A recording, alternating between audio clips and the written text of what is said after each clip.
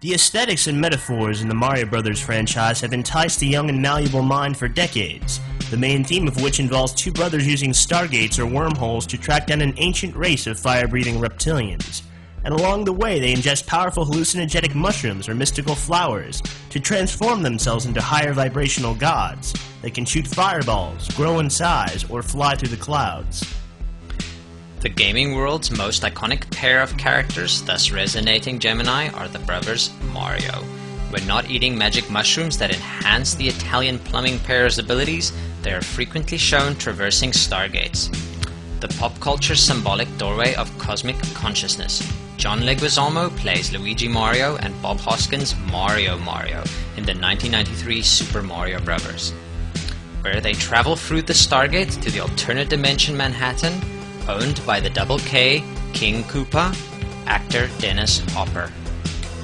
On the 8th day of the 8th month of the 8th year of the 21st century, the number 8 appears in one of the fields of Wiltshire. The number 8 is a very meaningful number to the Chinese, who also held the inauguration of the Olympics on this sacred date. The sheer scale of this formation is a marvel to behold. Many people were walking amongst its circles in awe and wonder. The particle accelerator at CERN, which may reveal the actual makings of existence, heavily resonates with octagonal geometry, as well as the Freedom Tower, Mount Everest or K2, the Giza Pyramids, and of course the World Trade Center complex before it was destroyed. These gates, or stargates, even contain the number 8 within their pronunciation, thus adding to the significance. Michael Jai White is our Luciferian lieutenant in the film Spawn. Thanks to YouTuber CarlTong23, I've discovered that Mr. White also stars in The Dark Knight, where the Joker, Heath Ledger, aka the Clown, kills Michael Jai White's character Gamble, whereas in the movie Spawn, Michael Jai White kills our Luigi, John Leguizamo, the Clown. It seems the synchronicity of the Clown returning the favor has some very interesting correlations. Eddie Murphy's career contains a plethora of synchronicities. We begin with this small clip from The Adventures of Pluto Nash, where he aligns with the Magic 8-Ball wearing a B. Mario hexagon suit. Towards the end of the film, Spawn decapitates the Jester in his demonic form, known only as the Violator. We return to the theme of decapitated serpent heads corresponding with Galactic Center, and in this example it's even more profound, as Spawn is severing the head of Luigi, our green-outfitted traveler of the Stargate and ingester of psychedelic compounds.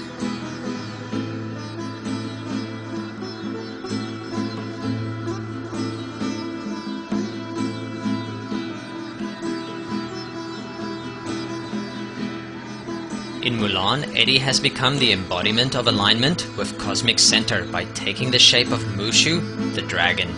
As dragon, he resonates the cube of space, highlighted by the hexagon. Mushu picks up the decapitated head of the stone dragon, resonating both the cube of space and the divine cuboid stones, with added disembodied head as galactic center flavor.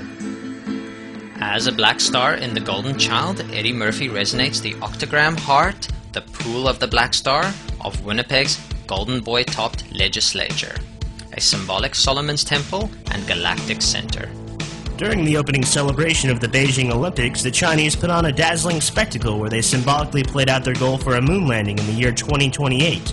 They did this by dancing on a gigantic sphere at the center of a massive eye-shaped complex. The East has always been strongly pulled towards the concept of polarity, honor, and destiny.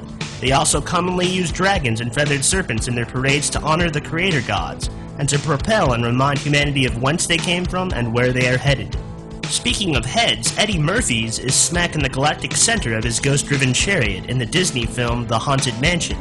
For anyone familiar with the actual spectral-themed attraction at Walt Disney World, they'll recognize the all-seeing eye head in the crystal ball motif, as well as the severed stone head quartet and the Alice in Wonderland mirror themes throughout.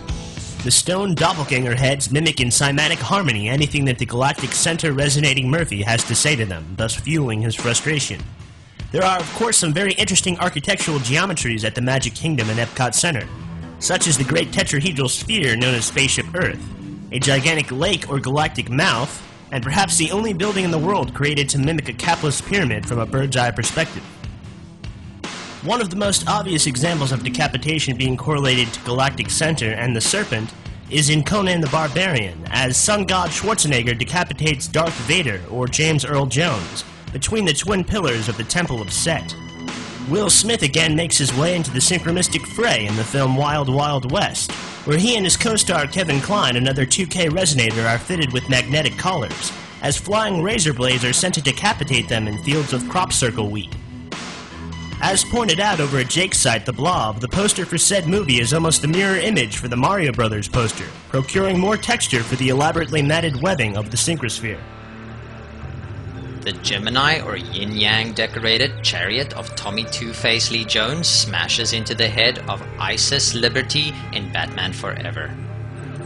This singular scene then evoking the entire Dragon Ascension axis with Yin-Yang Gemini as galactic anti-center and Gotham Statue of Liberty as galactic center, highlighted with explosive energy at the crown chakra halo of Isis. Hellboy scales the tri-pillared E, flipping to reveal it as also 3, the octagonal O, and the 8th letter of the alphabet, H. The H unveils its association to divinity by appearing twice in the names of God as Tetragrammaton and Thoth.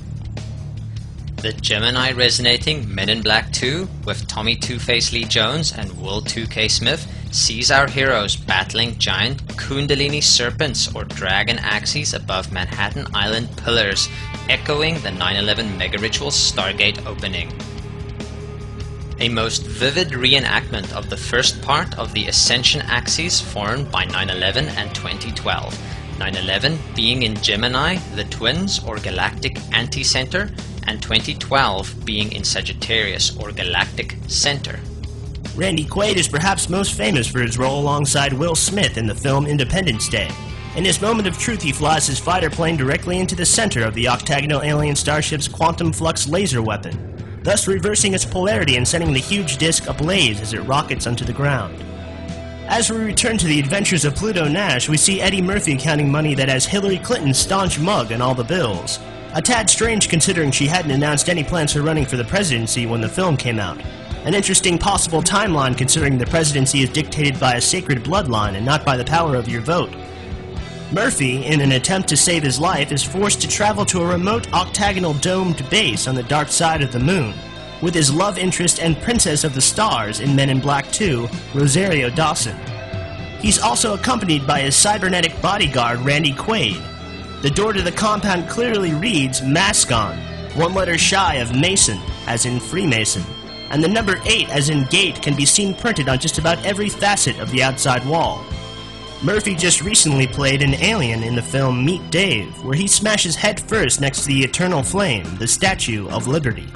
In 1983's Trading Places, Eddie Murphy, the Black Star or Dragon Axis, and Dan Aykroyd exit a classic taxi chariot of the gods at the plaza of the Twin Pillars or Gemini Galactic Anti-Center. They enter the World Trade Center pyramids only to interact with the Great Circle Dot Stargate of Time, or Clockface, its arms highlighting 9/11. Dan Aykroyd and Sigourney Weaver, as seen in Ghostbusters, also strongly resonate with the Tower Gate or Portal of Cosmic Consciousness, the Twin Pyramids, and the ancient alien astronauts, with his role in Coneheads and her role in the classic Giger-inspired Aliens. Aykroyd is also an avid UFO researcher and is notorious for speaking openly about his opinion that we are not alone in the universe. As lightning strikes the tower and the twin dog guardians jump through the interdimensional portal, a pyramid is clearly seen before Gozer manifests into her female form. The Ghostbusters, of which Aykroyd specifically wrote in a part for Eddie Murphy and was declined, cross the streams of their particle weapons to close the gate once and for all. In a similar turn of events, the evil reptilian Emperor Bowser has his gateway to the center of the galaxy closed by the twin-resonating Mario Brothers, and the universe is destroyed and reborn again, even more glorious and full of light than it ever had been before. In the sequel to Ghostbusters, the gang animates the Statue of Liberty, igniting her once dormant flame, and takes her for a stroll through the waters of the Aquarius-resonating Atlantic, using her energy to manifest a beacon of hope to the populace of the Tracing Board Mound, the people of New York City.